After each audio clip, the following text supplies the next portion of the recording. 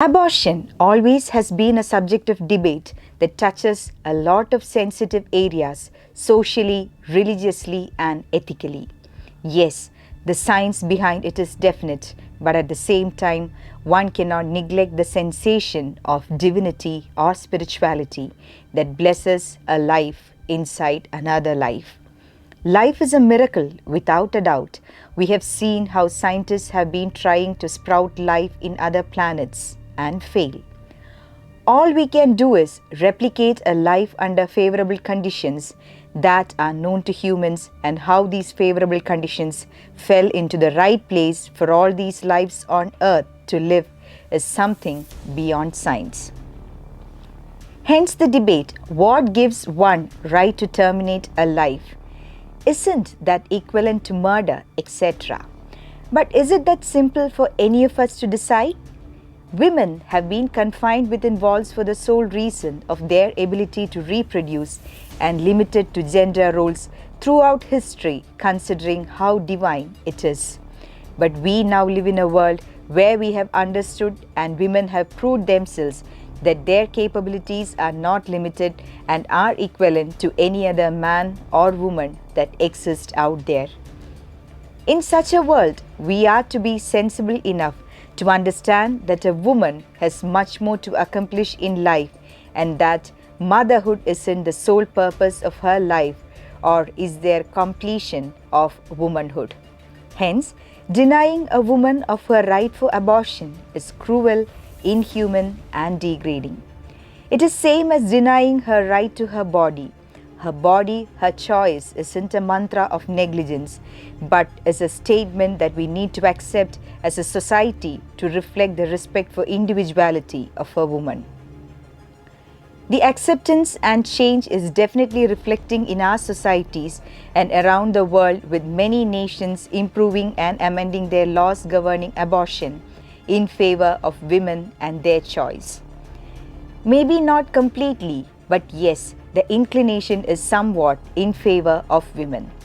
To cite an example, recently Colombia decriminalized abortion in a landmark decision by the Supreme Court up to 24 weeks of gestation, paving the way for greater abortion access in the largely Catholic country.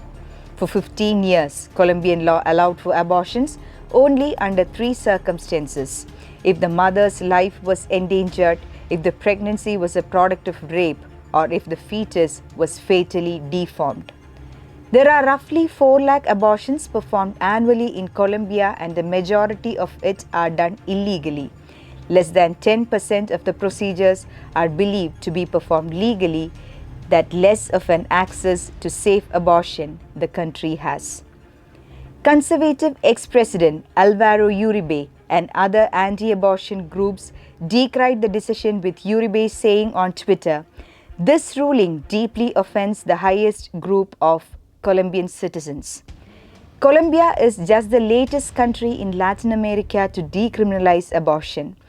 Argentina legalized abortion up to the 14th week of pregnancy in December 2020, and Mexico's Supreme Court ruled that penalizing abortion is unconstitutional last September. Now, when it comes to our country, India has some of the most progressive legislation when it comes to reproductive rights.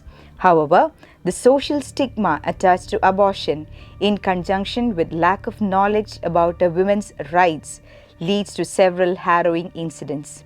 When India first passed its abortion legislation in 1971, it was one of the most progressive laws in the world. 50 years and an amendment later, the country is struggling to offer rights-based abortion care. The Government of India recently amended the Medical Termination of Pregnancy, the MTP Act 1971. The new legislation means the upper gestation limit for several categories, including survivors of rape, victims of incest, and other vulnerable women, has been increased from 20 weeks to 24 weeks. Under the Penal Code, it is a crime to get an abortion, but with the MTP in place, exceptions are permitted in such instances. Others can also get the procedure if they have the consent of the doctor before 20 weeks. Finally, the bill introduced a confidentiality clause under which the name and other particulars of women cannot be revealed except to a person who has been authorized by law.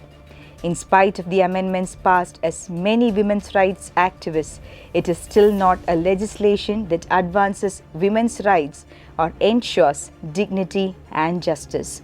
Women and girls still continue to face significant barriers in accessing safe abortion in India, and this is still largely due to perception of our society towards abortion. Yes, we are born and brought up among many traditional and cultural values, and they may not agree with this progression, but at the same time, we are educated, civilized, and have exposure to a world beyond culture and tradition. Let's be sensible and respecting towards every individuals and their choices, as long as it doesn't harm someone else.